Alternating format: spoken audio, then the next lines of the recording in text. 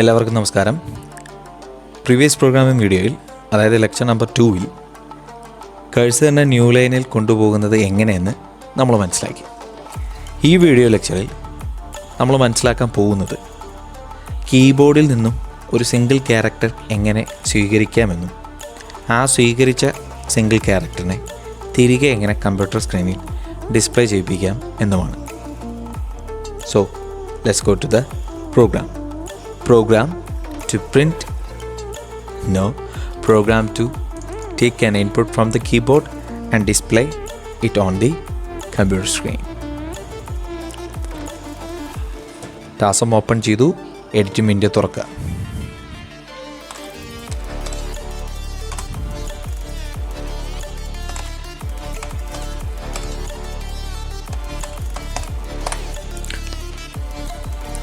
ഞാൻ എൻ്റെ ഫയലിനെ സ്കാനപ്പ് എന്നാണ് ഫയൽ നെയിം കൊടുത്തിട്ടുള്ളത്. കമാൻഡ് ലൈനിൽ നമുക്ക് എന്തായാലും നമ്മൾ ചെയ്യാൻ പോകുന്ന പ്രോഗ്രാമിനെ പറ്റി സ്പെസിഫൈ ചെയ്യാം. അതായത് program to assembly program to read an input from the keyboard. Assembly program to read an input from the keyboard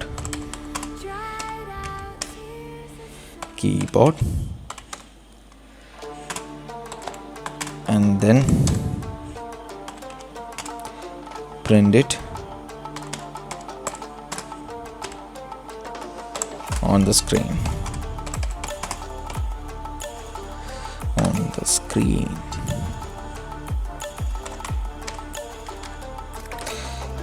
Okay. General program data structure create ചെയ്യുക. General program structure create ചെയ്യുക.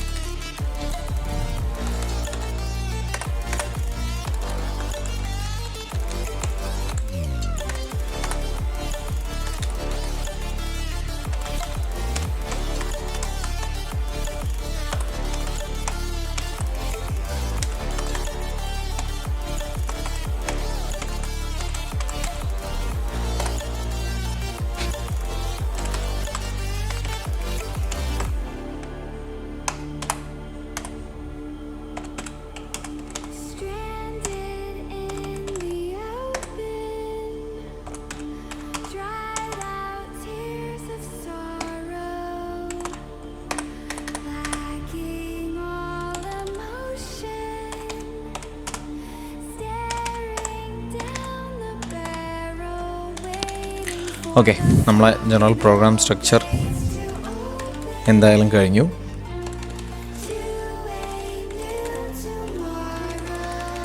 Actually data സെഗ്മെൻറ്റിൽ ഇത്തവണ നമുക്ക് യാതൊന്നും തന്നെ ആവശ്യമില്ല. കാരണം കീബോർഡിൽ നിന്നും നമ്മുടെ ഒരു ഇൻപുട്ട് സ്വീകരിക്കുകയാണ്. ആ സ്വീകരിച്ച ഇൻപുട്ട് അതേപടി കീബോർഡിലേക്ക് ഡിസ്പ്ലേ ചെയ്യിപ്പിക്കുകയാണ്.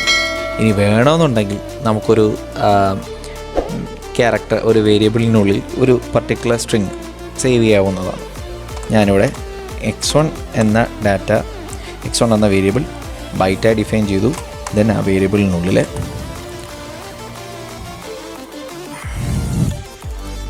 ഈ സ്ട്രിങ് സേവ് ചെയ്യണം. ദ ഗിവൺ ക്യാരക്ടർ ഈസ്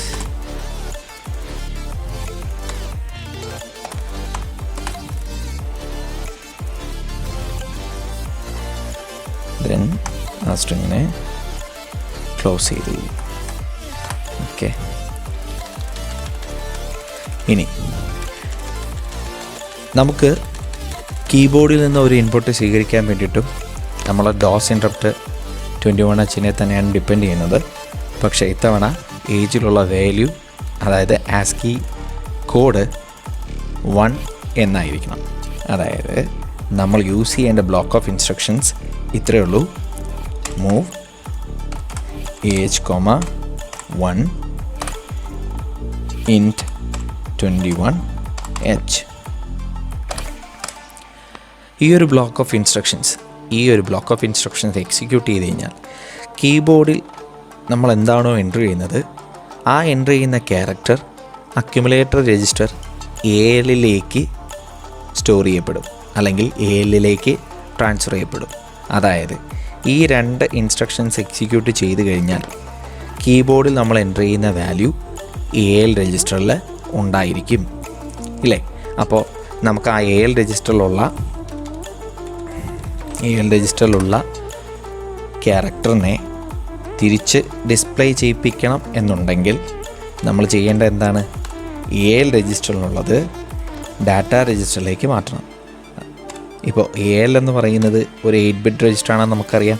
അപ്പോൾ ALലെ കണ്ട് ഡാറ്റ രജിസ്റ്റർ DXലേക്ക് മാറ്റാൻ പറ്റില്ല, കാരണം 16-ബിറ്റ് രജിസ്റ്റർ അല്ലേ. അപ്പോൾ നമുക്ക് 8-ബിറ്റ് ഡാറ്റ രജിസ്റ്ററിലേക്ക് മാറ്റാം. DHലോ DLലോ മാറ്റാം. ഞാൻ ഇവിടെ DLലേക്ക് ALലെ കണ്ടൻറ്റ് ട്രാൻസ്ഫർ ചെയ്തു. ഇപ്പോൾ DLനകത്ത് അക്യുമുലേറ്ററിൽ നമ്മൾ കൊടുത്ത, അതായത് അക്യുമുലേറ്ററിൽ നമ്മൾ ട്രാൻസ്ഫർ ചെയ്ത ക്യാരക്ടർ DL എന്ന ഡാറ്റ രജിസ്റ്ററിനുള്ളിൽ ഉണ്ട്. ഇനി അത് പ്രിൻ്റ് ചെയ്യിപ്പിക്കാൻ എന്ത് ചെയ്താൽ മതി? Move AH, 2 int 21H. ഇവിടെ സിംഗിൾ ക്യാരക്ടർ മാത്രമേ ഉള്ളൂ. അപ്പോൾ സിംഗിൾ ക്യാരക്ടർ പ്രിൻ്റ് ചെയ്യിപ്പിക്കാൻ വേണ്ടിയിട്ട് നമ്മൾ ഈ 2 ബ്ലോക്ക് ഓഫ് ഇൻസ്ട്രക്ഷൻസ് യൂസ് ചെയ്യും.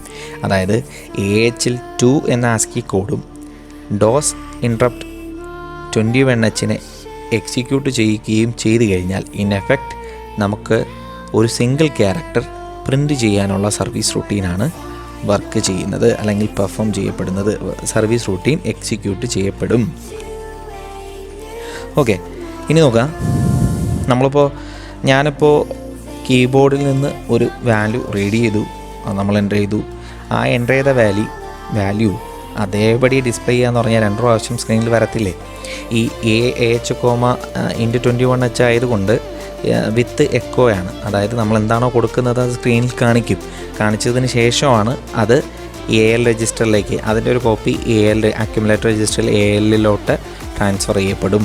ആ ട്രാൻസ്ഫർ ചെയ്യപ്പെടുന്നതാണ് നമ്മളിപ്പോൾ DLലോട്ട് ട്രാൻസ്ഫർ ചെയ്ത്, ആ ഡാറ്റ രജിസ്റ്റർ DLലോട്ട് ട്രാൻസ്ഫർ ചെയ്തു, ദെൻ അതിനെ പ്രിൻ്റ് ചെയ്തു. അപ്പോൾ 2 കണ്ടിന്യൂസ് ആയിട്ട് A ആണ് ക്യാരക്ടർ കൊടുക്കുന്നതെങ്കിൽ A എന്ന് തന്നെ ഈ പ്രോഗ്രാമിൽ വരും. അപ്പോൾ നമുക്ക് ആ ഒരു വിരസത മാറ്റാൻ വേണ്ടിയിട്ട് ഈ വേരിയബിളിൽ സ്റ്റോർ ചെയ്തിരിക്കുന്ന സ്ട്രിങ്ങിനെ ഒന്ന് പ്രിൻ്റ് ചെയ്യിപ്പിക്കാം. അതിന് ശേഷം ഈ ഒരു റുട്ടീൻ പെർഫോം ചെയ്യാം. അതായത് നോക്കാം, move LA DX, EX1 move AH, 9 int 21H. ഇനി എന്തായിരിക്കും സംഭവിക്കുക? അപ്പോൾ ഇനി സംഭവിക്കാൻ പോകുന്നത് ഇത്രയേ ഉള്ളൂ. മൂവ് AH, 1 int 21H എന്ന് പറയുന്ന ഈ ബ്ലോക്ക് ഓഫ് ഇൻസ്ട്രക്ഷൻസ് എക്സിക്യൂട്ട് ചെയ്യുമ്പോൾ കീബോർഡിൽ നിന്നും ഒരു ഇൻപുട്ട് സ്വീകരിക്കാൻ കഴ്സർ തയ്യാറായി നിൽക്കും. എപ്പോഴാണോ കീബോർഡിൽ നമ്മൾ സ്ട്രൈക്ക് ചെയ്യുന്നത്, ആ സ്ട്രൈക്ക് ചെയ്യപ്പെടുന്ന ക്യാരക്ടർ അക്യുമുലേറ്റർ രജിസ്റ്റർ ALലേക്ക് ട്രാൻസ്ഫർ ചെയ്യപ്പെടും. ഇപ്പോൾ അക്യുമുലേറ്റർ രജിസ്റ്റർ ALൽ നമ്മൾ ഇൻപുട്ടായിട്ട് കൊടുത്ത ക്യാരക്ടർ കിടപ്പുണ്ട്. ഇത് കഴിഞ്ഞ ഉടനെ തന്നെ നമ്മൾ എന്ത് ചെയ്യും?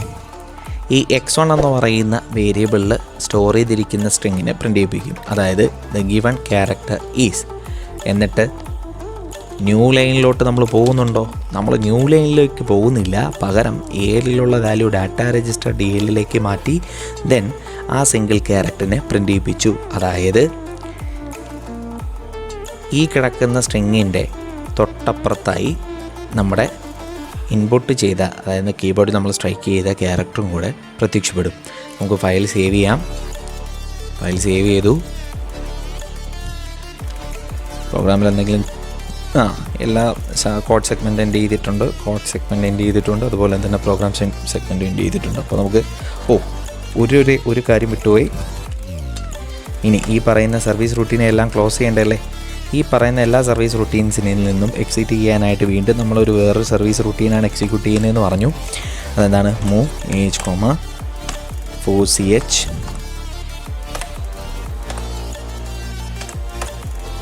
int 21h.